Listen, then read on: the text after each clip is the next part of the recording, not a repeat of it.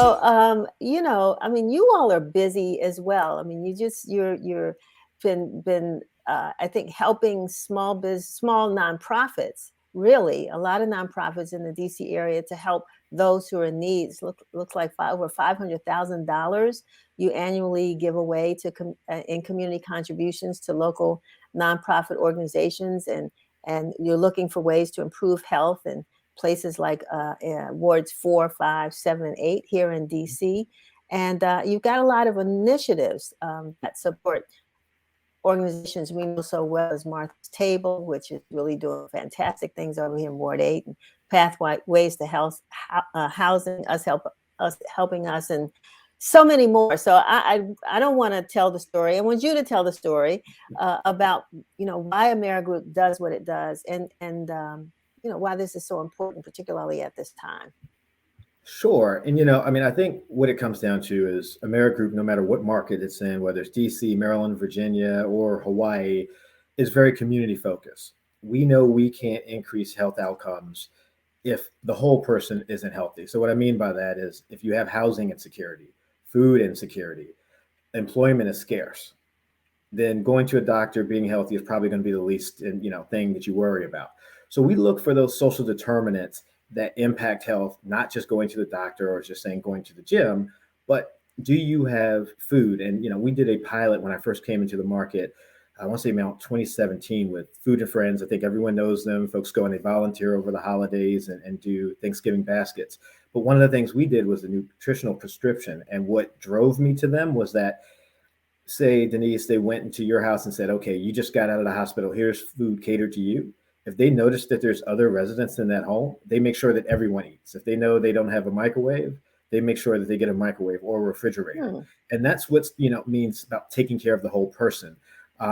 Because I know if someone gave me a meal, but I didn't have a meal for my child, well, that meal is going to go straight to my child. So that thoughtful approach to nonprofit community support is what we look to do to partner with. And as you said earlier, for the last couple of years, we did about $500,000 a year in annual givings to local not-for-profits in DC. I can tell you in the last month, we are doing $1 million in partnerships with some of the same folks that you said, Pathways to Housing, Martha's Table. There's a Mama Toto's Village. There's just a bunch of them that we're doing right around this time in the holiday season as folks are still recovering from COVID and we think they need it the most. So I have to apologize because I don't think I gave the right introduction for you, because I want folks to know that you're a president of AmeriGroup, and you're also a native son of the District of Columbia. And so what does that mean for you to be president of this organization, but serving the community that helped you to get there? It means a lot. I born and raised in DC, educated, went to school at Florida A&M in Tallahassee, and came right back. I said, I'm a native Washingtonian. I got to live in DC. And I've always been rooted in the community. So I started working at the council for various council members and trying to support government that way. But then when AmeriGroup entered the market, I saw it as an opportunity to use corporate resources and larger dollars to help more people outside of government, but use those same skills, a former ANC commissioner, a council staffer, and now, in 2021, running a health plan.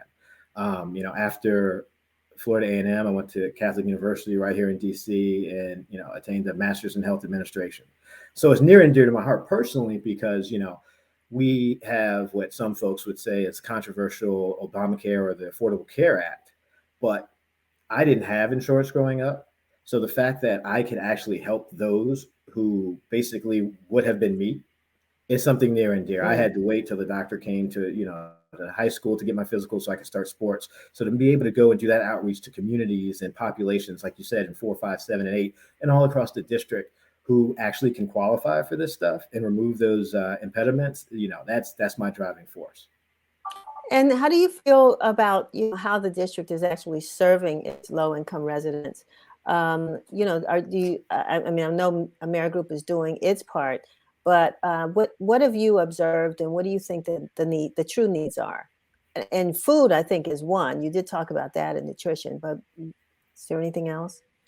Yeah, I think as you know, we're a very wealthy jurisdiction. The budget goes up over and over. I think when I started in the council, it was a $10 billion budget. Now we're at like 18 billion. So it's not a money issue. It's really about how do we get the resources where they need to go, and then what's that right pathway. So when we talked about Food and Friends and how they handle food, another thing is I can give out all the broccoli and Brussels sprouts in the world, but if folks don't know how to cook with it and make it tasty, no one's going to do anything. So understanding that there's an educational component to nutritional food that actually gives more dividends than actually just giving away food. So it's being deeply rooted in the community. And what we like to do is partner with local groups who know the community. We build our wellness centers. We have one on 8th Street, and we're planning to build another either in 7 and 8. We don't know where that's going to be yet, but we want to put it in that community. But we also want to staff it with folks who represent that community. So when you come in, it's friendly. You're like, oh, I know you. I've seen you down the road, and you want to use those services. So it's not just about millions of dollars of resources, but it's just about that commitment to the community. And I'll add, it's not, we don't just write a check. We volunteer with these organizations that we serve. We put on our AmeriGroup shirt. So we may even have Captain AmeriGroup, our mascot, come. And we ask all of our associates to support nonprofits in the communities we serve. And we even have a program called Dollars for Doers. So if I was to go volunteer for a nonprofit, the company will give $10 per hour to that nonprofit in addition to what we already do, just to Wow. encourage that on the ground, we're in your community. We're not just a check kind of approach. That's amazing. You've been there for a minute, and the non there. When we talk about this COVID pandemic, I mean, it's been a true ripple effect, right? It's affecting households and families. It's affecting nonprofits, and I'm sure that AmeriGroup has had to bear some of the brunt of that in recognizing maybe that there increased needs. But talk about what COVID has done, and is there anything in particular that you want the nonprofits to do that really does address what the COVID pandemic has created? So, that's been rough for us. We like to be forward facing in the community. So, when COVID came, everything shut down.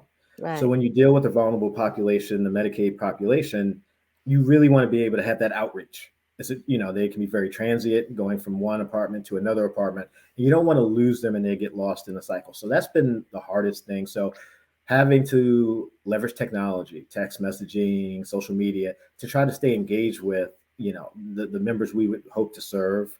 That's been the biggest challenge. Now we're coming on the out and we're doing more face to face now. You guys said the Omicron variant, hopefully that pushes back and people get the shot and get the booster. But, really not being able to engage with the high needs population, I think has been the biggest challenge. But one of the things I think we've announced it, or maybe this is the first time we've announced it and the press release hasn't gone out, but our partnership with Martha's Table. They had a program called Thrive. I think it might have been Thrive East of the River, where they were giving guaranteed basic minimum income to individuals during the time of pandemic, $300, $400, which is huge because I think there was a study that most people don't even have $500 for an emergency. So to be able Mhm. to supplement those populations is really big. It was so successful that not only did we decide, hey, we want to do a new pilot with you, focusing mainly on pregnant and expecting mothers because we want to increase maternal and infant health in DC. But the DC government actually did another pilot for 1.5 million to start doing basic income. So I think we're looking at when we're disconnected, what do people really need? They need that outreach, but they also need to have that safety net so they're not a paycheck away from eviction or not eating. Yeah, I think that's great, and I also like the fact of what you said too. That you when you use the broccoli and the whatever the other vegetable was, Brussels sprouts. When you, I mean, yeah, you give you provide support, but you're also helping to educate and support folks in knowing how to manage their household, nutrition needs and economic needs as well. And I think that's amazing. What's up for the holidays? Are you doing anything special for the holidays? I will be local. I will be working through probably the holidays. We want to continue to expand our giving profile, but also continue to serve people in the district. So we'll be working on ways that we can be in DC for the next 5 or 10 years. So just really Mhm. trying to have that done to pave the way for what we hope to be a successful 2022. Wonderful. Okay. Well, I want to thank you so much for being with us today and sharing the AmeriGroup story. The community, I'm sure, appreciates all that you all have done and will continue to do so long as you are here to do those things. And anything that you want to close with that I may have missed? No, I think that was it. I appreciate the opportunity to let people know the resources we're here for other nonprofits who are looking to partner in that space. We're always looking for new community partners. But just thank you, and want to wish you a happy holidays as well. Let me ask you that one question though, since you raised that. What is it? What does it take to be a community partner with AmeriGroup? What do you look for in inviting folks to be partners? We look for mostly a proven track record in the communities in which we serve. So some of the names you mentioned, Martha's Table, Us Helping Us, Pathways to Housing. We look for folks that have a track record, but also want to work collaboratively with us so that we can Hmm. measure outreach and approach. So if it's working, we can double down. If it's not, we can pivot to something else. So we look for people deeply rooted, like we are in the community, but also folks who really want to be a partner so that we can improve outcomes. And do they have to be healthcare providers, or do you go No, beyond that? no, a lot. I mean, a lot of them, we try to make them tangential, but we help with, like I said, the social determinants. If they're not in school, they're not learning. If they're unhoused, we definitely can't make sure that they're going to a doctor if we don't know where they live. So we look for the things that impact people to handle those so that we can deal with the healthcare component.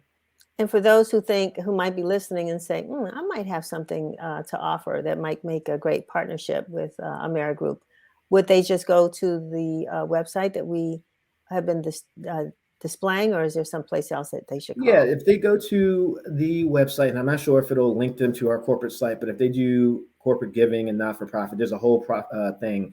I think the key word would be AmeriGroup Foundation. That's our charitable arm. They can Hmm. go in there and just fill out the application that goes to the Foundation and Community Support Committee. Wonderful, wonderful. Because this is a time when nonprofits have great ideas, but very few resources.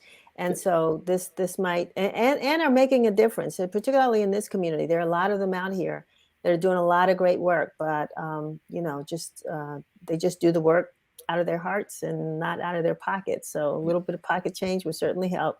So great. Thank you again, Mr. Jordan, for being with us, and hope you have a wonderful holiday and get a little bit of rest. Thank you, and same to your family. Okie doke.